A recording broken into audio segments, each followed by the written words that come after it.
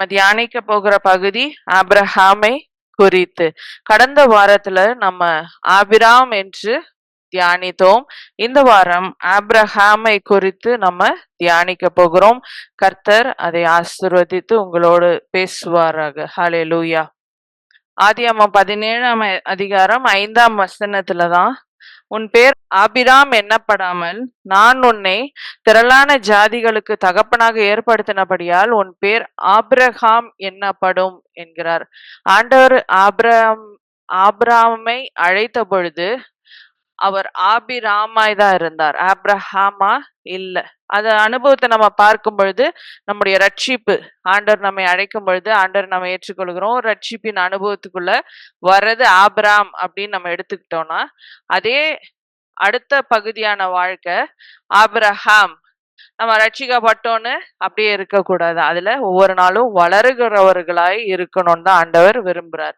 அதனால ஆபிரகாம் என்ற அந்த லைஃப் பார்க்கும் பொழுது ஆவிக்குரிய வாழ்க்கையில வளருகிறதையும் ஆண்டவர் அதை எப்படி ஆசீர்வதிக்கிறார் என்பதையும் பார்க்க போகிறோம். ஹல்லேலூயா. ஹல்லேலூயா. ஆபிரமாய் இருக்கும் பொழுது அவருக்கு வாக்கு தத்தங்களை கொடுத்து ஆண்டவர் அழைத்து வந்தார். அது அப்படியே வாக்கு தத்தங்களா இருந்ததை நம்ம பார்க்கிறோம். அதே ஆதியாகமம் 17:9 பார்க்கும் பொழுது, இப்பொழுது நீயும் உனக்கு பின் தலைமுறை தலைமுறையாக வரும் உன் சந்ததியும் என் உடன்படிக்கையை கை கொள்ளும் என்று ஆண்டவர் சொல்லுகிறார். எதற்காக ஆண்டவர் ஆபிரகாமை ஜாதிகளுக்கு தகப்பனா மாற்றணும்? என்ன நெசசிட்டி இருக்கு? கூட்டு போனாரு, அப்படியே போயிருக்கலாம், ஆபிரமாவே இருந்திருக்கலாம். ஆனா பெயரை அவர் மாற்றுகிறதற்கு ஒரு காரணம் உண்டு.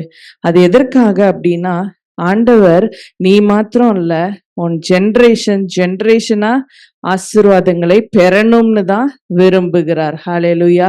அதனாலதான் நம்ம அப்பா அம்மா பாட்டி தாத்தா ஏற்றுக்கொண்டாலும் இன்றைக்கு நாமும் ஆண்டவரை ஏற்றுக்கொண்டவர்களா இருக்கிறோம். உங்களுடைய பிள்ளைகள் பேர பிள்ளைகளும் ஆண்டவரை ஏற்றுக்கொண்டவர்களாய் காணப்படுறாங்க.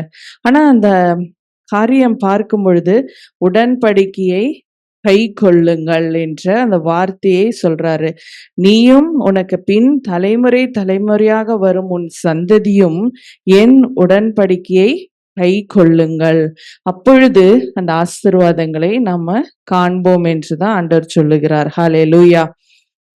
சப்போஸ் நம்ம அதை கடைபிடிக்காம இருக்கும் பொழுது அந்த ஆசீர்வாதங்கள், ஆண்டவர் வாக்கு கொடுத்துட்டா அதை மாற்ற மாட்டார், அந்த வாக்கை ரிவர்ஸ் எடுக்க மாட்டார். இன்றைக்கு ஒண்ணு சொல்லி மனிதன் நாளைக்கு பேச்சு மாத்திடுவான். நம்மை நம்பி போவோம், செய்யறேன்னு சொன்னீங்களே அதான் வந்தேன், அன்னைக்கு சொன்னேன் இன்னைக்கு இல்ல அப்படின்னு சொல்லுகிறத பார்க்கிறோம். ஆனா இதே நீங்க ஆபிரகாம் கிட்ட ஆண்டவர் சொல்றாரு, இந்த கமாண்ட்மெண்ட்ஸ், கற்பனைகள் கட்டளைகள் எல்லாம் நம்ம கை கொள்ளும் பொழுது இந்த ஆசீர்வாதங்கள் தலைமுறை தலைமுறையாய் தொடர்ந்து வரும். ஆனா ஆண்டவர் வாக்கு பண்ணினவர் வாக்கு மாறாதவரா இருக்கனால அவர் சொன்ன வார்த்தைகள் அப்படியேதான் இருக்கும். ஆனா அதை நிறைவேறுதல் தாமதிக்கும்ன்றதுதான் உண்மை. ஆண்டவரை நம்ம தேடி உண்மையா இருந்தோம்னா அந்த டைம்ல அது நிறைவேறிட்டே வரும். அதை சப்போஸ் நம்ம இந்த ஆண்டவரை தேடாம, ஆண்டவரை நோக்கி செபிக்காம, வேதம் வாசிக்காம, இப்படி எல்லாம் அவருடைய கட்டளை கற்பனைக்கு நம்ம மீறி நடக்கும் பொழுது ஆசீர்வாதங்கள் வாக்குத்தத்தங்கள் இருக்கும், அதை நிறைவேறுதலை நம்ம காண்பது அரிதாய் இருக்கும், அது தாமதிக்கும் என்பதுதான் உண்மை. ஹல்லேலூயா. இப்படியாய் நம்ம பார்க்கும் பொழுது நான் நிறைய பேர் சொல்லுவாங்க, நான் என் வீட்டுல ரட்சிக்கப்பட்டேன், அதனால என் பிள்ளைகளின் பிள்ளைகள்லாம் ஆசீர்வதிக்கப்படணும்னு. ஆனா ஆண்டவர் உங்கள் மூலமாய் உங்க குடும்பத்தினரும் சந்ததி சந்ததியாய் ஆசீர்வாதங்களை காண வேண்டும் என்றுதான் விரும்புகிறார். ஹல்லேலூயா. இப்படியா ஆபிரகாமோட வாழ்க்கையிலே பார்த்தா, ஆபிரகாம், அப்புறம் ஆபிரகாம்ல இருந்து ஈசாக்கு, ஈசாக்குல இருந்து யாக்கோபு, அப்படியே அந்த சந்ததிகள்ல ஆசீர்வாதம் தொடர்ந்து வருது. ஏன்னா அவங்க ஃபாலோ பண்ணிட்டே வரும் பொழுது, இதே இவங்க எகிப்துக்கு போய் இந்த யாக்கோபின் தேவனையும் யோசேப்பின் தேவனையெல்லாம் மறந்து போன பொழுது அவர்கள் நடத்தி வந்த அந்த ஜெனரேஷன்ஸா வந்த அந்த தேவனை அவர்கள் பெயரை கூட மறந்து போயிட்டாங்க. அவர் எப்படி வல்லமையுடையவர் அப்படிங்கிறத மறந்து போனாங்க. அந்த யோசேப் இருக்கும் பொழுதெல்லாம் அந்த பஞ்ச காலத்துல இவர்கள் அங்க தேடி வரும் பொழுது அவங்க அடைக்கலம் அந்த இடத்துல தேவன் கொடுத்ததுனால தான் அவங்க பழுகி பெருகுனாங்க. ஆனா அது காரணமான தேவனை அவங்க அறியாமல் மறந்து போனாங்க. அந்த ஜெனரேஷன்ஸ்க்கு அவங்க சொல்லல. ஃபாலோ பண்ணிட்டே வந்திருந்தா அது அப்படியே அவங்க தெரிஞ்சிருப்பாங்க. ஸோ அப்படிப்பட்ட நிமித்தமாய் தான் அவங்க அடிமைகளாய் மாறினாங்க. அந்த வாக்குத்தத்தங்கள் இருந்தது. கானானை கொடுப்பேன், உனக்கு பெரிய ஜாதியாக்குவேன்னு ஆபிரகாமுக்கு சொன்னது. பட் அந்த ஃபுல்ஃபில்மெண்ட் அவங்களால பார்க்க முடியல. சொன்ன வாக்குத்தத்தம் வேற, அவங்க அடிமைகளாய் இருந்தது வேறு விதமாய் மாறி போனது. ஆனா அங்க இருக்கிற மோசேயின் பெற்றோர் எல்லாம் இந்த ஆண்டவரை தேடினவர்களாய் தான் இருந்தாங்க. அத்தனை பேர் மறந்தாலும் இவங்க தேடினாங்க. அது நிமித்தமாய் தான் மோசேயின் மூலமாய் அந்த மக்களுக்கு ரட்சிப்பை வர தேவன் மோசே குடும்பத்தாரை தேர்ந்தெடுத்து எல்லா குழந்தையும் மரித்து போனாலும் மோசே மரிக்காம ஆண்டவர் பாதுகாத்தார். ஹல்லேலூயா. அவர்கள் கானான் போய், ஆனா இந்த மக்கள் எல்லாம் மோசே கூட்டிட்டு போனாலும் திரும்ப அவங்க கானானை நிறைய பேர் காணாம போனாங்க, காணப்படாம போனாங்க. இதெல்லாம் காரணம் அவங்க ஆண்டவரை விட்டு விலகி ஆண்டவருடைய அந்த வார்த்தை கீழ்ப்படியாம போனது நிமித்தமாக. ஹல்லேலூயா. இதுக்கு ஒரு நல்ல உதாரணம் பார்க்கும் பொழுது கொரோனா நாட்கள்ல அது ஒரு செயின் மாதிரி எல்லாருக்கும் பரவிட்டே வந்தது. ஆனா அவங்க என்ன சொன்னாங்க, ஒரு பிரேக் வேணும் நமக்கு குவாரண்டைன் பண்ணோன்றதுக்காகவோ அல்லது அந்த 1 மந்த் 2 மந்த் இந்த 2020லலாம் கவர்மெண்ட் வந்து ஃபுல் லாக்டவுன் போட்டதுக்கு காரணம் நம்ம அந்த இடத்துல அந்த பிரேக் கொடுக்கணும் அப்படின்னு. ஆனா அந்த காரியங்கள் அந்த ஒரு குறிப்பிட்ட நாட்கள் அந்த வைரஸ்க்கு ஒரு வேல்யூ இருக்கும், பவர் இருக்கும். அந்த நாட்கள் முடிந்த பின்பு அதோடைய செயல் இழந்துரும். அப்போ ஒரு இந்த மரிக்கிறவங்களுடைய எண்ணிக்கை குறைக்கலாம், இது அப்படியே முற்றிலுமா அகற்றி போடலாம்னு அந்த டாக்டர்ஸோட சொன்னதுனாலதான் அவங்க அதை ஃபாலோ பண்ணாங்க கவர்மெண்ட். அது நிமித்தமாய் தான் அந்த 3 இயர்ல இருந்த அந்த இறப்பு விகிதங்கள் எல்லாம் குறைந்து குறைந்து இனி நம்ம கொரோனாவோட வாழ பழகிக்கோங்க, வாழ்நாள் முழுதும் இருக்கும். இனி நம்ம ஜென்ரேஷன்ஸ் அந்த எத்தனையோ குழந்தைங்க எல்கேஜி கூட போக முடியாம சூழ்நிலைலாம் இருந்து.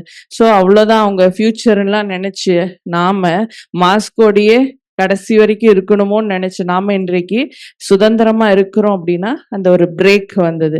அதே போலதான் ஆண்டவர் சொல்லுகிற காரியமோ, நம்ம ஆண்டவரை ஆராதிக்கும் பொழுது, தேடும் பொழுது, தொழுது கொள்ளும் பொழுது, வார்த்தைகளை வாக்குத்தத்தங்களை வாசித்து அதன்படி நடந்து அதன் நிறைவேறுதலை நாம காண்போம். சாபங்கள் அந்த இடத்துலயே அறுக்கப்படும். எந்த சாபமா இருந்தாலும் அதுக்கு ஒரு பிரேக் அங்க இருக்கும்படி ஆண்டவர் செய்கிறார். கர்சஸ் கட் ஆஃப் ஆகும், ஆசீர்வாதங்கள் தொடர ஆரம்பிக்கும். அதே நம்ம இந்த ஆண்டவரை தேடுகிற காரியத்தை விட்டு விடுவோமே ஆனா சாபங்களுக்கு பதிலாக நம்ம ஆசீர்வாதங்கள் தடையா இருக்கும், ஆசீர்வாதங்கள் ஹோல்டுல வைக்கப்பட்டிருக்கும். அதை நம்ம பெற்றுக்கொள்வது தாமதிக்கும் என்பதுதான் உண்மை. ஹல்லேலூயா. நம்ம ஏதோ ஒரு ஆசீர்வாதங்களை பெற்றுக்கொள்ளாம இருக்கும் பொழுது நம்ம எங்க நம்மை மாற்றிக்கொள்ளணும்னு யோசித்து பார்க்கும் பொழுது கர்த்தர் நமக்கு அதை புரிய வைப்பார், நம்மை திருத்திக் கொள்ள உதவி செய்வார். இன்னும் ஆண்டவரை அதிகமா தேடும் பொழுது அந்த ஆசீர்வாதத்தை நம்ம பெற்றுக்கொள்ள முடியும். தடைகளை ஆண்டவர் நீங்கபடியாய் செய்வார். ஹல்லேலூயா. அதை நம்ம பெற்றுக்கொள்ளணும்னா கர்த்தருடைய வார்த்தை கீழ்ப்படியணும். அந்த நீதியை நிறைவேற்றுகிறதும் ஒரு ஆசீர்வாதம் தான். நிறைய பேர் அந்த எந்த கர்த்தருடைய நீதியை நிறைவேற்றணும்னாலும் மனுஷங்க என்ன சொல்லுவாங்களோ, உறவுகள் என்ன சொல்லுவாங்களோன்னு யோசிப்பாங்க. அப்ப ஆசீர்வாதம் மட்டும் நமக்கு கிடைக்கும்னு எதிர்பார்க்கும் பொழுது அது கிடைக்காம போகிறது. அதே ஆபிரகாம் பற்றி ஆண்டவர் வந்து சாராய்க்கு சாராள் என்று பெயர் கொடுக்கிறதையும் பார்க்கிறோம். இந்த நிமித்தமாய் அதுக்கு அடுத்தது பார்க்கும் பொழுது ஆதியாம் 17:18 இஸ்மவேல் உமக்கு முன்பாக பிழைப்பானாக என்று சொல்றார். நம்ம சொல்றோம் எத்தனையோ ஆண்டவரை அறியாத பிள்ளைகள் மற்ற அரபு தேசத்துல இருக்கிறவங்க எல்லாருமே பாத்தீங்கன்னா நல்ல செல்வ செழிப்போட இருக்காங்க, ஆசீர்வாதமா இருக்காங்க. நான் மட்டும்தான் இப்படி கஷ்டப்பட்டுட்டே இருக்கேன். அதுக்கு காரணமும் ஆபிரகாம் தான். இஸ்மவேலை ஆண்டவர் வாக்குத்தத்தம் பண்ணப்பட்ட பிள்ளையா கொடுக்கலனாலும் தன்னுடைய மகன்றதுனால இஸ்மவேல் உமக்கு முன்பாக பிழைப்பானாக ஆபிரகாம் ஆண்டவரை நோக்கி வேண்டுகிறான். அப்பொழுது ஆண்டவர் அதை நிறைவேற்றி கொடுக்கிறார். ஆனா பாருங்க, அவன் அழிக்கப்படாம காப்பாற்றுகிறார். ஆனா ஆவிக்குரிய ஆசீர்வாதங்களை அவனால பெற முடியல. உலக பிரகாரமான ஐஸ்வர்யங்கள், ஆஸ்திகள் எல்லாம் இருக்கு, அழகு இருக்கு, அறிவு இருக்கு, எல்லாம் இருக்கு. ஆனா ஆவிக்குரிய ஆசீர்வாதம் அவனுக்கு இல்ல. அது கர்த்தருடைய வாக்குத்தத்தம் பண்ணப்பட்ட பிள்ளையான ஈசாக்கு மூலமாய் கர்த்தருடைய பிள்ளைகளுக்கு மட்டும்தான் அது வைக்கப்பட்டிருக்கிறது. ஹalleluya. ஆபிரகாம் மூலமா பிறந்ததுனால அந்த ஆசீர்வாதத்தை இஸ்மவேலுக்கு கொடுக்கிறார். ஆனா ஆண்டவர் நித்திய ஜீவனையும் பரலோகத்தையும் மற்ற எல்லா காரியங்க ரட்சிப்பு எல்லாம் நமக்காய் அவர் கொடுக்கிறார். ஹalleluya. அதே போல ஆரம்பத்துல நம்ம பார்க்கும் பொழுது ஆபிரகாம் வீட்லயும் ஆண்டவரை தொழுது கொண்டிருப்பான். எங்க போனாலும் பலி செலுத்துவார் ஆபிரகாம். அப்ப ஒரு சின்ன ஃபேமிலி பிரேயர் அதெல்லாம் பண்ணியிருக்க வாய்ப்புகள் இருக்கு. அப்ப இஸ்மவேலும் இந்த தேவனை தொழுது கொண்டுதான் இருப்பான். இன்னைக்கு வேணா அவங்க வேற மதம் அப்படின்னு பிரிச்சு நம்ம பார்க்கலாம். ஆரம்பத்துல ஆபிரகாமோட இருக்கும் பொழுது அவர் இந்த மெய்யான தேவனை தான் அவங்க வழிபட்டிருப்பாங்க, தொழுது கொண்டிருப்பாங்க. ஆனா அதன் பின்பு அவன் வேறு வணக்கங்களை எல்லாம் தேடி போனதுனால இதுவும் ஓகே அதுவும் ஓகேன்ற மாதிரி ஆபிரகாம் தேவனை வணங்குறது, மனைவிகளின் தேவனையும் வணங்குறதுன்னு போனதுனாலதான் அவங்க அந்த பரலோக ராஜ்யம் அந்த காரியங்கள் எல்லாம் அவங்களுக்கு ஆவிக்குரிய ஆசீர்வாதங்களை அவங்க இழந்து போனாங்க. ஆனா மறுபடியும் மீண்டுமா ஆண்டவரை ஏற்றுக்கொண்டு வந்தா அவங்களுக்கு அந்த ரட்சிப்பை எல்லாருக்குமே ஆண்டவர் கொடுக்கிறார். ஹalleluya. அதே போல இந்த இஸ்மவேல் கர்த்தருடைய வார்த்தையை கை கொண்டிருந்து தன் தகப்பனை போலவே வாழ்ந்திருந்தா அவனுடைய ஆத்துமாவும் காப்பாற்றப்பட்டிருக்கும் என்பதுதான் உண்மை. ஹalleluya. இஸ்ரவேலை விட இஸ்மவேல் கூட்டத்தாருக்கு நிறைய செல்வங்கள் இருக்கலாம் அல்லது படை பலங்கள் இருக்கலாம். ஆனா கர்த்தருடைய ஜனமாகிய இஸ்ரவேலரை அவர்களால் அழிக்க முடியல. காரணம் இவர்கள் கர்த்தருடைய ஜனங்களாய் இருப்பதினால். ஹalleluya. இதுல இருந்து நம்ம பார்க்கிற காரியம், இஸ்மவேல் உமக்கு முன்பாக பிழைப்பானாக என்று ஆபிரகாம் ஜெபித்தது போல நான் ஆண்டவரை ஏற்றுக்கொண்டு ரட்சிக்கப்பட்டேன். ஆனா என் குடும்பத்தாரோ உறவுகளோ ரட்சிக்கப்படல. இஸ்மவேலை போல ஆண்டவரை ஏற்றுக்கொள்ளாதவர்களா இருக்கிறாங்கன்னா நம்ம அவர்களுக்காக ஜெபிக்கிறவர்களா இருக்கணும் என்றும் ஆபிரகாமுடைய இந்த வாழ்க்கையில இருந்து நம்ம பார்க்கிறோம். ஹalleluya. 17:23 பார்க்கிறோம். அப்பொழுது ஆபிரகாம் தன் குமாரனாகிய இஸ்மவேலையும் தன் வீட்டிலே பிறந்த யாவரையும் தான் பணத்திற்கு கொண்ட அனைவருமாகிய தன் வீட்டில் உள்ள ஆண் பிள்ளைகள் எல்லாரையும் சேர்த்து தேவன் தனக்கு சொன்னபடி அவர்கள் நுனித்தோலின் மாம்சத்தை அந்நாளிலேதானே விருத்த சேதம் பண்ணினான். அப்பொழுது இஸ்மவேலுக்கும் தனக்கும் தன் வீட்டில் இருந்த எல்லா ஆண் பிள்ளைகளுக்கும் ஆபிரகாம் விருத்த சேதனம் பண்ணுகிறான். ஹalleluya. இந்த நியாய பிரமாணத்துக்கு கீழ்ப்படுகிறதை ஆபிரகாம் அந்த இடத்துல நமக்கு கற்றுக் கொடுக்கிறார். நான் அப்புறமா செய்துக்கலாம், இப்ப செய்துக்கலாம், நான் மட்டும் செய்தா போதுமா அப்படின்னு யோசிக்கல. தான், தன்னுடைய மகன், மற்ற எல்லாருக்கும் செய்கிறார் ஆபிரகாம். அது மாதிரி முக்கியத்துவம் அந்த நுனித்தோல் பண்ணணும் சர்க்கம்சேஷனா he immediately obeyed. அவர் தாமதிக்கல, நான் மட்டும் செய்யறேன், என் பிள்ளைங்களும் அப்புறம் செய்யட்டும் அப்படின்னு சொல்லல. எல்லாருக்கும் கட்டளையிட்டது போல ஆபிரகாம் கட்டளையிட்டு எல்லாம் ஆபிரகாம் வார்த்தை கீழ்ப்படிந்து விருத்த சேதனம் செய்கிறதை பார்க்கிறோம். ஹalleluya. இந்த மாம்சம் விருத்த சேதனம் பண்ணப்படும் பொழுது அவன் ஆபிரகாம் 99 வயதா இருந்தான். 99 years ஆண்டவருக்கு ஆபிரகாமாய் அவன் வாழ்ந்தது உண்மைதான்.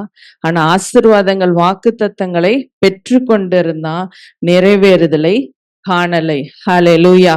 ஆனா இதுல நீங்க வாசித்து பார்த்தீங்க அப்படின்னா அவன் 99 வயது வரைக்கும் இப்படி இருந்த ஆபிரகாம் இந்த விருத்த சேதனம் பண்ணின பின்பு 100வது வயதுல ஈசாக்கை பெற்றெடுக்கிறதை பார்க்கிறோம். ஹalleluya. வாக்குத்தத்தம் இருக்கும், நிறைவேறுதல் எப்போ இருக்கும்? நம்ம நீதியை நிறைவேற்றும் பொழுதுதான் பார்க்க முடியும். ஹalleluya. ஒரு கட்டளைய நம்ம கீழ்ப்படியலைன்னா கூட அந்த ஆசீர்வாதங்கள் தாமதிக்கிறத நம்ம பார்க்க முடியும். நம்ம ஒபே பண்ணணும்னா நமக்கு ஈசாக்கு என்ற ஆசீர்வாதம் பிறக்க ஆரம்பிக்கும். ஹalleluya. அததான் ஆண்டவர் ஆபிரகாம் வாழ்க்கையில நமக்கு கற்றுக் கொடுக்கிறார். அவன் ஆபிரகாமா இருக்கும் பொழுது ஆசீர்வாதங்களை வாக்குத்தத்தங்களை பெற்றுக்கொண்டான். ஆனா ஆபிரகாமாய் மாறின பின்பதான் ஆசீர்வாதங்கள் நிறைவேற ஆரம்பித்தது. அதுவும் வாக்குத்தத்தம் பண்ணப்பட்ட பிள்ளை அவன் பெறும் பொழுது, அந்த ஒரு வருஷம் முன்னாடி அவன் அந்த விருத்த சேதன பண்ணி நீதியை நிறைவேற்றினதுனால அடுத்த வருடமே அந்த பிள்ளையை அவன் கைகள்ல பெற்றுக்கொண்டான். ஹல்லேலூயா. 18ஆம் அதிகாரம் ஆதியாகமத்துல பார்க்கும்பொழுது அவங்க வீட்டுக்கு அந்த தேவதூதர்கள் வருகிறத பார்க்கிறோம். அப்ப ஆபிரகாம் அவர்களை வரவேற்று போஜன பலிகளை எல்லாம் செலுத்துகிறத நம்ம அந்த சம்பவங்கள்ல பார்க்கலாம். அப்படியாய் நம்ம ஆண்டவரை நம்முடைய வீட்டிலையும் வாழ்க்கையிலும் வரும்படி அழைத்து நம்மோட வாசம் பண்ணும்படியாய் அவரை அழைக்கிறவர்களாய் இருக்கணும். எத்தனையோ ரிலேட்டிவ்ஸ் வராங்க, வாங்க வாங்கன்னு வருந்தி அழைக்கிறோம். ஆனா நிறைய பேரு இயேசு சுவாமியை ஏற்றுக்கொள்வதற்கு யோசிப்பாங்க. ஐயோ அவர் வந்தா நான் இதெல்லாம் செய்ய முடியாதே, அதெல்லாம் செய்ய முடியாதே, இந்த உலகத்தின் பின்னாக போக முடியாதே, ஃப்ரெண்ட்ஸோட இருக்க முடியாதே அப்படின்லாம் நிறைய பேருக்கு ஒரு யோசனை உண்டு. ஒரு சம்பவத்தை நான் ஒரு குதிரைகளுக்கு பின்பற்றுகிற ஒரு சம்பவத்தை நான் வாசித்தேன். அதாவது ஒருத்தர் வெளிநாட்டுல இருக்கிற ஒருத்தர் வீட்டுக்கு பக்கத்திலேயே அவங்களுக்கு அந்த ஒரு ஹார்ஸ் ஃபார்ம் இருந்தது, அங்க குதிரை பண்ணை இருந்தது. ஏராளமான குதிரைகளை வளர்த்து வந்தாங்க. அவர் அந்த குதிரைகளை பார்க்கும் பொழுது சில குதிரைகளுக்கு சில மாதங்கள்ல ஒரு திரை, ஒரு மாஸ்க் மாதிரி போட்டிருப்பாங்களாம். அதை பார்க்கும் பொழுது அவருக்கு குதிரையை பாரு, கண்ணெல்லாம் திறந்து அதை உலகத்தை பார்க்க முடியாதபடி ஒரு மாஸ்க் போட்டு அடைச்சு வச்சிருக்காங்க. யார் பார்த்தாலும் குதிரையை சித்திரவதைப்படுத்துறத போலதான் இருக்கும். என்ன இப்படி செய்யறாங்க, இவங்க என்ன மனசாட்சியே இல்லாம, ஒரு மனித தன்மை இல்ல, ஒரு மிருகத்துக்கிட்ட அன்பா நடக்க தெரியாது அப்படின்லாம் யோசித்திருக்காரு. அதன் பின்பதாக ஒரு நாள் அவருக்கு மனசு தாங்காம போய் அந்த ஃபார்ம்ல கேட்டாராம், ஏங்க இப்படி எல்லாம் அந்த குதிரைகளை சித்திரவதை பண்றீங்க அப்படின்னு. அப்ப அவங்க என்ன சொன்னாங்களாம், உங்களை பொறுத்த வரைக்கும் அந்த மாஸ்க் மாதிரி இருக்கு, ஆனா அந்த குதிரைகளுடைய முகத்துல போடப்பட்டது ஒரு மெஷ். அந்த மெஷ்ல இருந்து பார்க்கும் பொழுது குதிரைக்கு நல்ல கண்ணு தெரியும். அதே சமயம் ஒரு வகை பூச்சிகள் அதோடைய கண்கள்ல உட்காரும். அது உட்கார்ந்துச்சு அப்படின்னா அந்த குதிரைகளோட கண் பார்வையை கூட அது இழக்க நேரிடும்.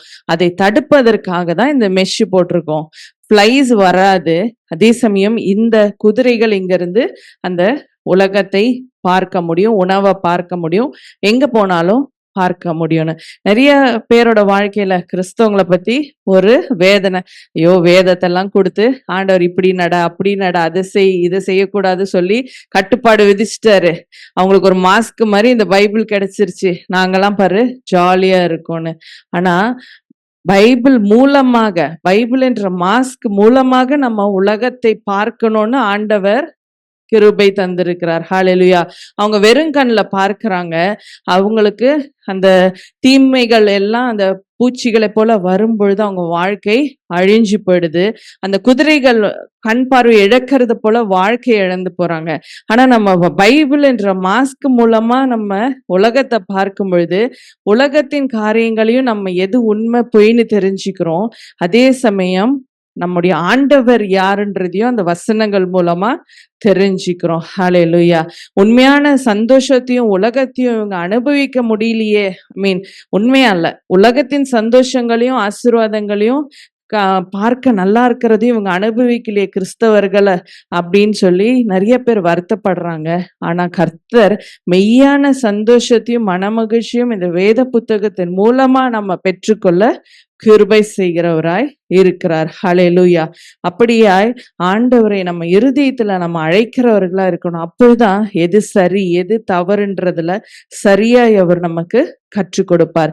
வேதம் வாசிக்க, தியானிக்க, ஆலயத்துக்கு செல்ல, ஜெபிக்க, எல்லாவற்றுக்கும் ஆண்டவருக்கு நம்மை ஒப்பு கொடுக்கிறவர்களாய் இருக்கும் பொழுது நிச்சயமாய் ஈசாக்கு என்ற ஆசீர்வாதம் பிறக்கும். ஹல்லேலூயா.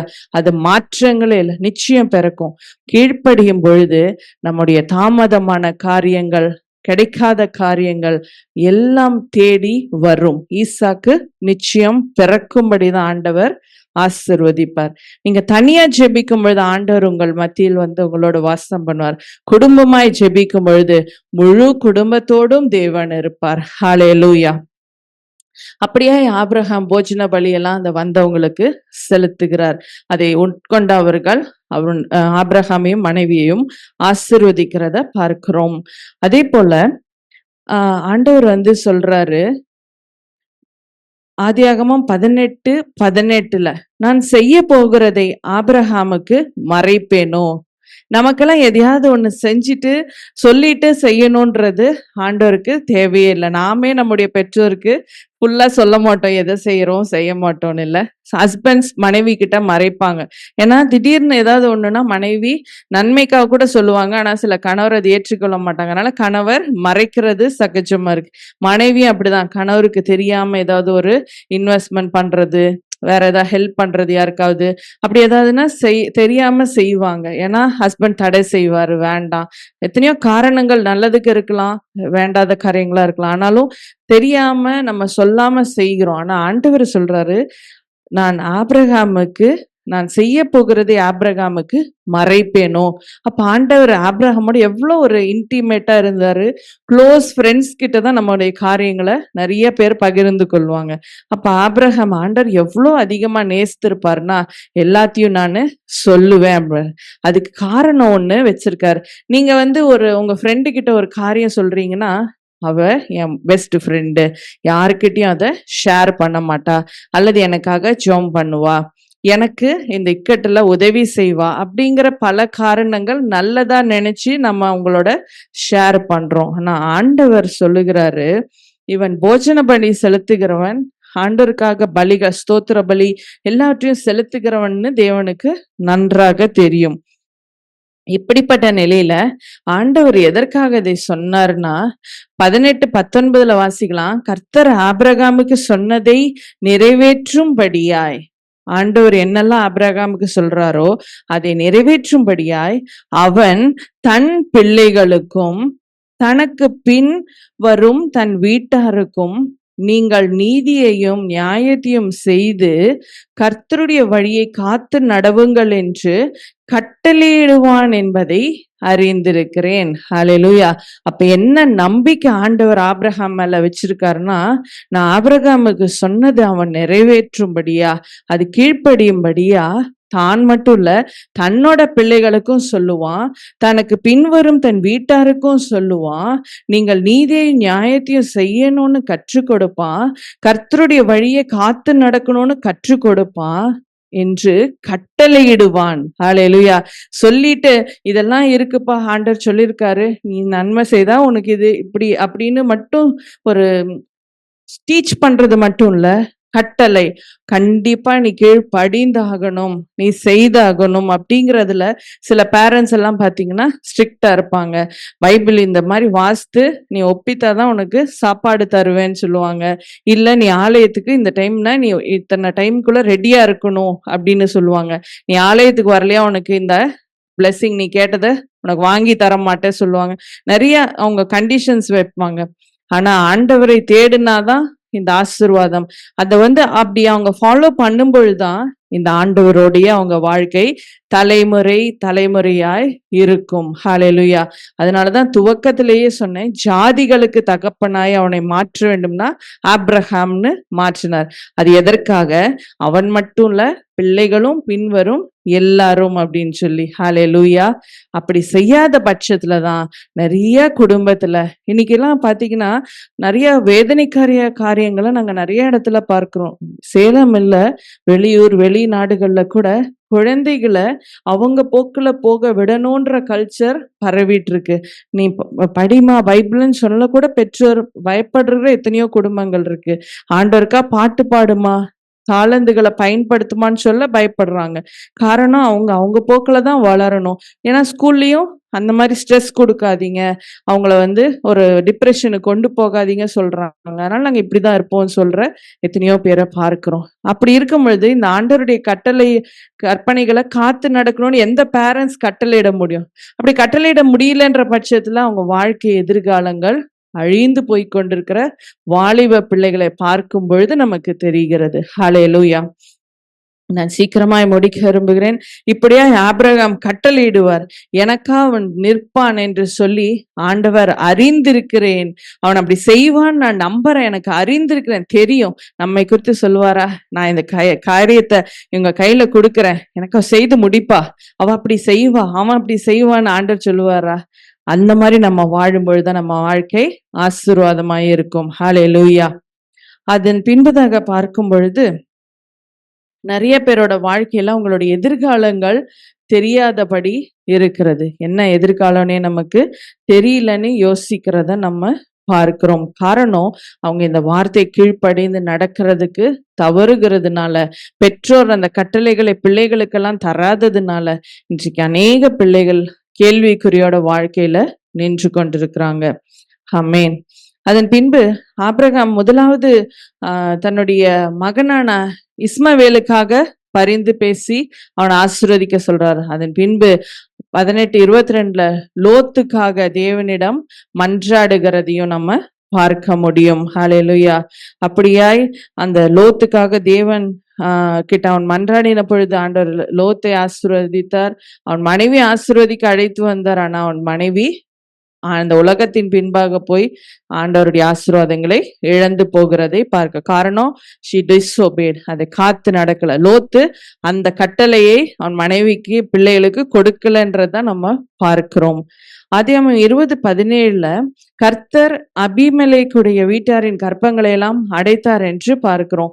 ஆபிரகாமின் தேவன் எப்படிப்பட்டவர், வல்லமையுடையவர் என்பதை அந்த நாளில் அந்த சம்பவம் உங்க எல்லாருக்கும் தெரியும். அதன் மூலமாய் அபிமெலேக்கு மற்றவங்க எல்லாரும் பார்க்கிறாங்க.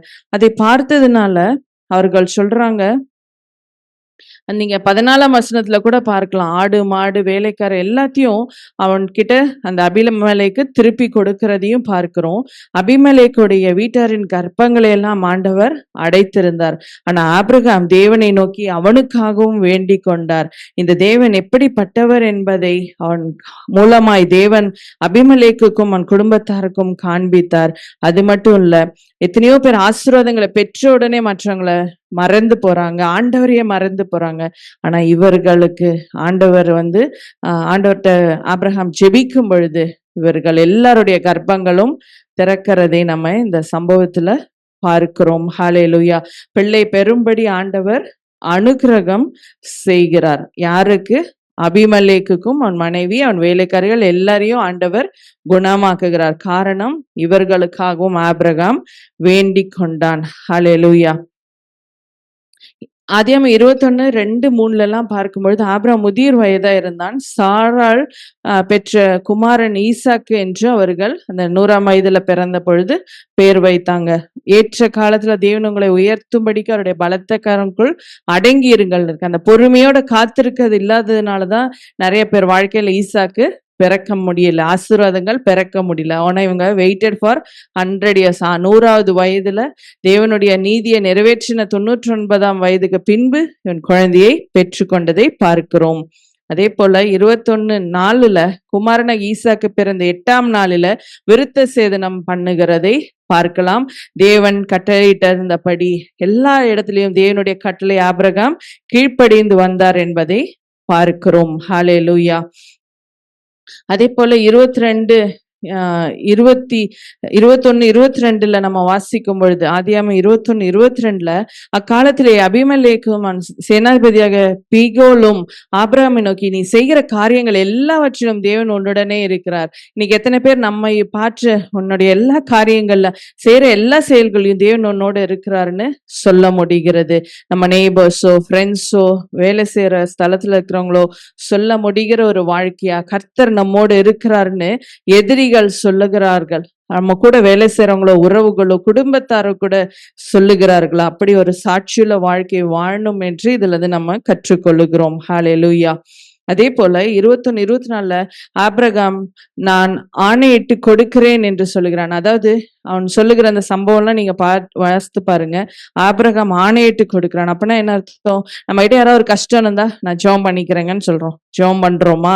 அது தொடர்ந்து அவங்களுக்கு நிறைவேறும் வரை ஆண்டவருக்கு உறுதியா அவங்களுக்காக ஜெபிக்கிறோமா? சரிங்கன்னு கேட்டுட்டு மறந்து போகிறோமா? நம்ம யோசித்து பார்க்கணும். அவர்களுக்காக யாரெல்லாம் நமக்கு ஒரு பிரச்சனை சொல்றாங்க, இல்ல ஒரு கஷ்டம் சொல்றாங்க, நம்ம அவங்களுக்கு ஜெபிக்கிறத தொடர்ந்து அது நிறைவேறும் வரை செய்து கொண்டே இருக்கணும். ஹalleluya. எப்பொழுதுமே ஆபிரகாம் ஆண்டவருக்கு பலி செலுத்துகிறவராகவும் ஆண்டவரை தொழுது கொள்ளுகிறவனாகவும் இருக்கிறான் என்பதை தான் நம்ம பார்க்க முடியும். ஹalleluya. 21:33 கூட பெயர் சபாவில ஒரு தோப்பை உண்டாக்கி சதா காலம் உள்ள தேவனாகிய கர்த்தருடைய நாமத்தை அவ்விடத்தில் அவன் தொழுது கொண்டான் என்று பார்க்கிறோம். ஒவ்வொரு வாரமும் ஆண்டவருடைய ஆலயத்துக்கு போகணும், ஆண்டவருடைய அந்த கட்டளைகளுக்கு கீழ்ப்படியறது, ஆராதிக்கிறது, ஜெபிக்கிறது, வேதம் வாசிக்கிறது, தேவ சத்தத்தை கேட்டணும். ஆலயத்துல இருந்து போகும்பொழுது தேவ சித்தத்தை நிறைவேற்றுவேன் என்ற மன உறுதியோடு போகும் பொழுது கர்த்தர் நம்மை ஆசீர்வதிப்பார். ஹalleluya. தேவன் இந்த நிலையில நம்ம சொல்றோம், ஆண்டவர் எல்லாம் எனக்கு கொடுத்துட்டாரு, ஆண்டவர் ஏத்துக்கிட்டே எனக்கு பிரச்சனையே இனி வாழ்க்கையில வராதுன்னு சொல்லுகிற நம்ம இருக்கோம். ஆனா பாருங்க, அந்த நேரத்துல ஆண்டவர் ஆபிரகாமை தேவன் சோதித்தார் என்று பார்க்கிறோம். ஆண்டவர் சோதிக்கிறார். அந்த இடத்துல அந்த ஒரு சோதனை வரும்பொழுது அந்த நம்பிக்கையை அவன் இழந்து போகல. அவன் சொல்றான், தன் குமாரனை ஈசாக்கை எல்லாம் கூட்டிட்டு தகன பலி கட்டைகள் எல்லாம் எடுத்துட்டு அவன் போகிறான். அந்த மகன் கேட்கும் பொழுது கூட ஆண்டவர் அந்த பலியைக்கான ஆட்டுக்குட்டியை பார்த்து கொள்வார் என்று சொல்லி அழைத்து போகிறான். அதன் பின்பதாக பார்க்கும் பொழுது தேவன் அவனுடைய உண்மை நிமித்தமாய், ஆண்டவர் எனக்கு வாக்குத்தத்தம் பண்ணப்பட்ட பிள்ளையை கொடுத்தாரு, அதை அவர் தான் நிறைவேற்றுவாரு, வேற யாரும் நிறைவேற்ற முடியாது. அப்ப அவர் அந்த மரித்த அவனை உயிரோடு எழுப்ப அவன் மூலமாய் சந்ததிகளை தர தேவனால முடியும். ஏன்னா சகல ஜாதிகளுக்கும் தகப்பன்னு சொல்லும் பொழுது வாக்குத்தத்தம் பண்ணப்பட்ட இந்த ஈசாக்கை நான் இழந்து போகவே மாட்டேன்றதுதான் அவருடைய உறுதியான விசுவாசம். அதன்படியே ஆண்டவர் அந்த உறுதியை பார்த்து ஈசாக்கை உயிரோட தப்புவித்து அவருக்கு பதிலாக அங்க ஒரு ஆட்டுக்குட்டியை பலியிட தேவன் ஆபிரகாமுக்கு கொடுத்தார் அந்த இடத்திற்கு. அதனாலதான் அதை நம்ம பார்க்கும் பொழுது அந்த இயேசு கிறிஸ்துவும் நாம செய்த பாவங்கள் மீறுதலுக்கு எல்லாம் நாம அந்த நீதியினால அழிக்கப்பட வேண்டும், மரிக்க வேண்டும், தண்டிக்கப்பட வேண்டும். ஆனா எல்லாவற்றையும் இயேசு கிறிஸ்து நமக்கு பதிலாக சிலுவையில ஏற்றுக்கொண்டார் என்பதுதான் உண்மை. ஹalleluya. ஈசாக்கு பதில் ஆடு பலி செலுத்தப்பட்டது போல பழுதற்ற ஆட்டுக்குட்டியாக இயேசு கிறிஸ்து நமக்காக சிலுவையில் மரித்தார். ஹalleluya. பலியிடப்பட வேண்டிய நீங்களும் நானும் பலியிடப்படாம ஆடு பலியானது போல இயேசு கிறிஸ்து பலியானார். ஹalleluya. அதே போல அந்த இடத்திற்கு யெகோவா ஈரே, அதனால் கர்த்தருடைய பர்வதத்திலே பார்த்து கொள்ளப்படும் என்று இந்நாள் வரைக்கும் சொல்லப்பட்டு வருகிறது என்று ஆண்டவர் எழுதி வைத்திருக்கிறார். பர்வதத்திலே என்றால் தேவனுடைய பர்வதத்திலே, கர்த்தருடைய பர்வதத்திலே என்றால் ஆலயத்தில். அதனாலதான் ஆலயத்துக்கு நம்ம வருகிறோம். வரும் பொழுது பிரச்சனைகளை தீர ஆண்டவர் வழிகளை திறந்து கொடுக்கிறார். ஹalleluya.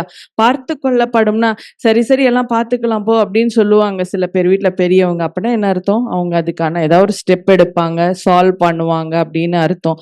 ஆண்டவர் கேட்டுட்டு மட்டும் போறவர் இல்ல, அதை நிறைவேற்றி கொடுக்கிறவர். அதெல்லாம் பார்த்து கொள்ளப்படும். அந்த இடத்துல பலிக்கான பொருள் இல்ல, ஈசாக்க கூட்டிட்டு போறாரு ஆபிரகாம், ஆனா கர்த்தர் அதை பார்த்து கொண்டார். கர்த்தர் அந்த இடத்துல அவனை தப்புவித்தார். துக்கத்தோடு போனவங்க சந்தோஷத்தோடு சமாதானத்தோடு வர உதவி செய்தார்.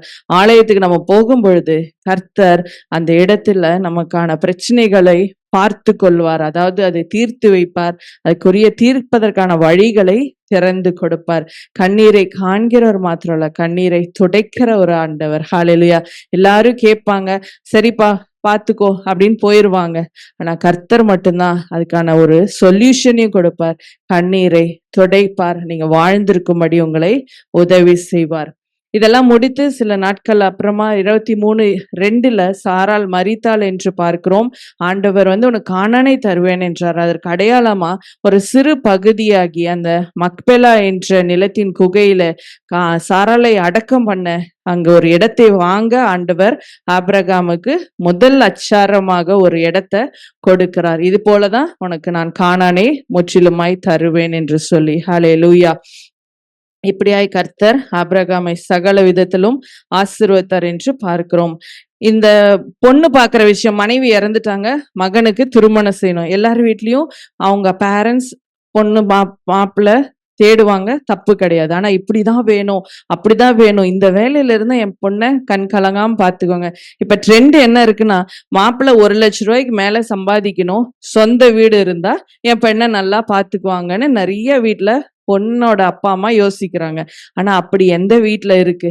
ஆனா ஆண்டவர் நல்ல குணசாலியான ஒரு பெண் வரணும், குணமுள்ள ஒரு மகனைப் போல ஒரு பையன் வேணும்னு கேட்டா, கர்த்தர் எல்லா இடத்துல இருந்தும் தேடி அழைச்சிட்டு வருவாரு.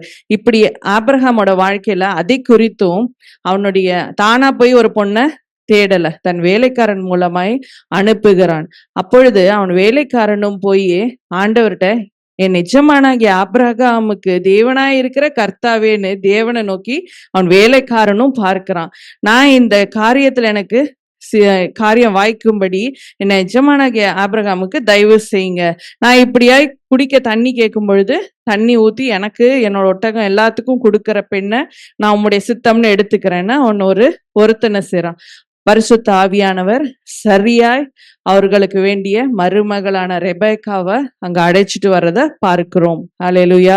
உலகத்தையும் அதன் பின்பதாக இருக்கிற ஆஸ்தி ஐஸ்வர்யங்களையும் மட்டும் பார்த்து திருமணம் செய்யும் பொழுது சில நாட்களுக்குள்ள உங்க கண்ணீர் இருக்கும், வேதனை இருக்கும், குடும்பத்துல மகனை பிரிச்சுட்டு போயிருவாங்க, பிரிவினைகள் எல்லாம் வரும். ஆனா இந்த இடத்துல தேவன் கிட்ட சொல்லி ஆவியானவர் மூலமாய் பொண்ணு பாக்குறது பையன் பாக்குறதுலாம் தேடலாம். ஆனா ஆண்டவர் சித்தப்படி வரும்பொழுது அவன் ஈசாக்கு அவங்க அம்மா இறந்த துக்கத்துல இருந்தான். அந்த துக்கத்துக்கு ஒரு ஆறுதலான மனைவியாய் வந்தாள். அப்படிப்பட்ட பொண்ணோ பையனோ தான் உங்க வீட்டிற்கு வரும்பொழுது திருமண காரியங்கள் உங்க பிள்ளைகளுக்கு ஆசீர்வாதமா இருக்கும். ஆறுதலை கொடுக்கறதுக்கு பதிலா வேதனையை கொடுக்கிறவங்க வரக்கூடாதுன்றதுதான் இந்த சம்பவத்துல ஆபிரகாம் நமக்கு வாழ்க்கையில இருந்து ஆண்டவர் கற்றுக் கொடுக்கிறார். ஹல்லேலூயா. அதனால ஜெபிக்கும் பொழுது ஆண்டவருடைய தீர்மானிக்கப்பட்ட எந்த மகனோ மகளோ எங்க வீட்டுக்கு வரட்டும்னு ஜெபிக்கும் பொழுது கர்த்தர் அதை ஆசீர்வதிப்பார். கடைசியாய் ஆபிரகாமோட வாழ்க்கையில ஆதியாகமம் 24:1 நீங்க வாசிக்கும் பொழுது ஆபிரகாம் சகல காரியங்களிலும் ஆசீர்வதித்து வந்தார் என்று எழுதப்பட்டிருக்கிறது. ஆபிரகாமை சகல காரியங்களிலும் தேவன் ஆசீர்வதித்தார். ஹல்லேலூயா. இந்த காரியம் அந்த காரியம்னு இல்ல, சகல காரியங்களிலும் தேவன் ஆசீர்வதித்தார். ஹல்லேலூயா. ஆபிரகாமாய் மாறின பின்பதாக தான் ஆசீர்வாதங்கள் வர ஆரம்பித்தது. அப்பொழுது அவன் நீதியை நிறைவேற்றினாலதான் ஈசாக்கு பிறந்தான். ஆபிரகாமாய் இருக்கும் பொழுது அவன் வாக்குத்தத்தங்களை பெற்றுக்கொண்டான். ஆபிரகாமாய் மாறிய பின்பதாக தான் தேவன் அவனை ஜாதிகளுக்கு தகப்பனாய் வைத்து ஆசீர்வாதங்களை ஒவ்வொன்றாய் தர ஆரம்பித்தார். ஆபிரகாமாய் இருக்கும் பொழுதுதான் வாக்குத்தத்தங்கள் நிறைவேற ஆரம்பிக்கும். அழைப்பு கொடுக்கிறார், நம்ம ரட்சிக்கப்படுறோம், ஆபிரகாமாய் இருக்கிறோம். ஆனா அந்த வார்த்தைகளுக்கு கீழ்ப்படிந்து ஒவ்வொரு நாள் ஆண்டவரை நம்ம அதிகமாய் தேடும் பொழுது நம்ம வாழ்க்கை பரிசுத்தத்தின் மேல் பரிசுத்தமாய் மாறும். அப்பொழுது அந்த வாக்குத்தத்தங்கள் நிறைவேற ஆரம்பிக்கும். ஹல்லேலூயா. வயது சென்ற காலம் வரைக்கும் நம்ம ஆசீர்வாதங்களை சுதந்திரிக்கிறவர்களாய் தான் காணப்படுவோம். ஒரு பரிசுத்தமான வாழ்க்கையும் தேவன் நமக்கு தருகிறார். ஹல்லேலூயா. இந்த வார்த்தைகள் படி ஆபிரகாமாய் இருக்கிற நம்மை ஆபிரகாமாய் ஆண்டவர் மாற்றி உங்களை ஆசீர்வதிக்க வேண்டுமாய் நாங்கள் ஜெபிக்கிறோம். ஆபிராம் ஆபிரகாம் ஆபிரகாம் இருக்கும் பொழுது அவன் ஆண்டவருடைய பிள்ளைதான். ஆபிரகாமாய் இருக்கும் பொழுதும் அவன் ஆண்டவருடைய பிள்ளைதான். ஆனால் கொஞ்சம் வித்தியாசம். ஆபிரகாம் என்பது வாக்குத்தத்தம் கொடுக்கப்படுகிறது, ஆபிரகாம் என்பது வாக்குத்தத்தம் நிறைவேறுகிறது. இதுதான் வாழ்க்கை. நம்ம ஆண்டவரை ஏற்றுக்கொண்ட நாளிலிருந்து எத்தனையோ வாக்குத்தத்தங்கள் நிறைவேறாமல் இருக்கிறதுக்கு ஆபிரகாமினுடைய வாழ்க்கை நமக்கு கற்றுக் கொடுக்கிறது சொன்னாங்க. இந்த ஆதியாகமம் 12ஆம் அதிகாரத்துல அவர் என்ன சொன்னாரு, அவன் அழைச்சாரு, எப்ப வாப்பா போலாம் அப்படின்னு. அவன் வந்தான். அவனுக்கு அவர் என்ன தெரியுமா சொன்னாரு, நான் அதை செய்வேன் இதை செய்யலாம் தெரியல, உன்னை ஆசீர்வதிப்பேன், உன்னை பெரிய ஜாதி, அந்த வசனத்தை நான் வாசிக்கிறேன் பாருங்க, நான் உன்னை பெரிய ஜாதியாக்கி உன்னை ஆசீர்வதித்து உன் பேரை பெருமைப்படுத்துவேன், நீ ஆசீர்வாதமாய் இருப்பாய். ஆதியாகமம் 12:2. இது எல்லாத்துலயும் இண்டிவிஜுவலா தான் சொன்னார். இன்னும் உன் சந்ததியும் பிள்ளைகளெல்லாம் ஆசீர்வதிப்பேன்னு சொல்லவே இல்லை. ஏன்னா அவன் ஆபிரகாமா இருந்தபடினால், ஏற்றுக்கொண்ட பிள்ளையா இருந்தபடினால், ஜெபிக்கிறவனா இருந்திருக்கலாம், வேத வாசிக்கலாம் இருக்கலாம், பைபிள் படிக்கிறவங்களா இருக்கலாம், அது ஆலயத்துக்கு செல்வலா கூட இருக்கலாம். இதெல்லாம் ஆபிரகாம் வாழ்க்கை, கற்பனைகளை கைக்கொள்ளுகிற ஒரு வாழ்க்கை. அப்போ என்ன சொல்றாரு? உன்னை மட்டும்தான் ஆசீர்வதிப்பேன். உன்னை ஆசீர்வதிப்பேன். உன் பேரை பெருமைப்படுத்துவேன். நீ ஆசீர்வாதமாயிருப்பாய். உன்னை ஆசீர்வதிக்கிறவர்களை ஆசீர்வதிப்பேன். உன்னை சபிக்கிறவர்களை சபிப்பேன். பூமியில வசித்தவர்கள் எல்லாம் உனக்குள்ள ஆசீர்வதிக்கப்படும். இது அவனை மட்டும் சொல்லுகிற ஆசீர்வாதம். இதே நீங்க 17ஆம் அதிகாரத்துல வரும்பொழுது ஆண்டவர் அதை ஆசீர்வாதத்தை மாற்றுகிறார். இவனுக்கு தான் தருவேன், இவனுக்கு தான் தருவேன், உனக்கு தான் தருவேன், உனக்கு தருவேன். ஆண்டவர் அவன் ஆபிரகாமாய் மாறின போது மாற்றுகிறார். எப்போ மாற்றுகிறார்? 99வது வயதிலே அவனுடைய வாழ்க்கையில் அவன் விருத்த சிநேகிதனம் எடுத்த பொழுது, அல்லது கர்த்தருக்கு கீழ்ப்படிந்த பொழுது, கர்த்தருடைய நீதியை அவன் நிறைவேற்றின பொழுது, ஆபிரகாமாய் அவனை மாற்றுகிறார். அது வரைக்கும் அவர் மாற்றுகிறார். ஒன்றை நிறைவேற்றின பின்புதான் அதுக்கப்புறம் தான் சொல்லுவார் பாருங்க, அந்த 17ஆம் வசனத்துல, இனி உன் பேர் ஆபிரகாம், நான் உன்னை மாற்றுவேன். உன்னை மிகவும் யார வசனத்திலே உன்னை மிகவும் அதிகமாய் பலுக பண்ணுவேன். அப்புறம் தானே உனக்கு உன் பிள்ளைகள்லாம் கல்யாணம் ஆகி குழந்தையெல்லாம் பிறக்கும். அது வரைக்கும் நீ ஆபிராம் தான். அப்புறம்தான் உன்னை பலிகை பண்ணி உன்னிலே ஜாதிகளை உண்டாக்குவேன். உன்னிடத்திலிருந்து ராஜாக்கள் தோன்றுவார்கள். அதனுடைய அர்த்தம் என்னன்னா, உன் குடும்பத்தை பெரிய குடும்பத்தாக்குவேன். உன் குடும்பத்தை பெருசா மட்டும் இல்ல, ராஜாக்கள், உன் பிள்ளைகள்லாம் ராஜாக்களைப் போல, பேர பிள்ளைகள் எல்லாம் ராஜாக்களைப் போல மாற்றுவேன். அதனுடைய நாம் கற்றுக்கொள்ளுகிற பாடம் இதுதான். கர்த்தர் நிச்சயமாய் ஆசீர்வதிப்பார், உயர்த்துவார். நீங்கள் ஆபிரகாமாய் மாறும் பொழுது கர்த்தர் யாவரையும் ஆசீர்வதிப்பார். அவர் உன்னை ஆசீர்வதித்து அழைத்தது உண்மை. ஆனால் உன் சந்ததியை ஆசீர்வதிக்கும். ஏன் நம்ம பிள்ளைகள்லாம் மாற்றங்கள் வருகிறது? ஏன் நம்ம பிள்ளைகள்லாம் திடீர்னு வேறு மாதிரி மாறிடுறாங்க? ஏன் நம் குடும்பத்தில் பிள்ளைகள் ஆசீர்வாதத்தை இழந்து போகிறார்கள்? ஏன் நாம் நம்பின நானா ஆண்டவருடைய பிள்ளை தானே, நான் ஆண்டவருடைய பிள்ளை தானே, நான் ஜெபிக்கிறேனே, நான் அழுகுறேனே, கண்ணீர், ஆனா என் பிள்ளைகள் மாற்றும் ஒய்? அந்த கேள்விக்கு பதிதான் ஆபிரகாம், ஏப்ரஹாம், ஏப்ரஹாம். இந்த வார்த்தையை நீங்கள் புரிந்து கொள்கிறீர்கள். பேருக்குத்தான் அது வார்த்தை, ஆனால் அதற்குள் 1000 சத்தியங்கள் அடங்கி இருக்கும். அதை நன்றாக நீங்கள் வாழ்க்கையில் ஒவ்வொரு முறையும் ஒரு மனிதனையும் அவன் வாழ்க்கையில் நடந்ததையும் சகோதரி உங்களுக்காக ஒவ்வொரு வாரம் கற்றுக் கொடுத்து வருகிறார்கள். அதை நீங்கள் வீட்டில் போய் அதை திரும்ப திரும்ப அதை வாசித்தீர்களால் நீங்கள் யார் என்பதை புரிந்து கொள்ள முடியும். கர்த்தர் உங்களை ஆசீர்வதிப்பாராக. நாங்கள் உங்கள் யாருக்காக ஜெபம் பண்ணுகிறோம். உன் பிள்ளைகளும் பிள்ளைகளின் பிள்ளைகளும் வாழ்ந்திருக்க வேண்டுமானால் கர்த்தருடைய உடன்படிக்கைகளை நிறைவேற்றுகிறவர்களாய் இருக்க வேண்டும். கர்த்தர் உங்களை ஆசீர்வதிப்பாராக.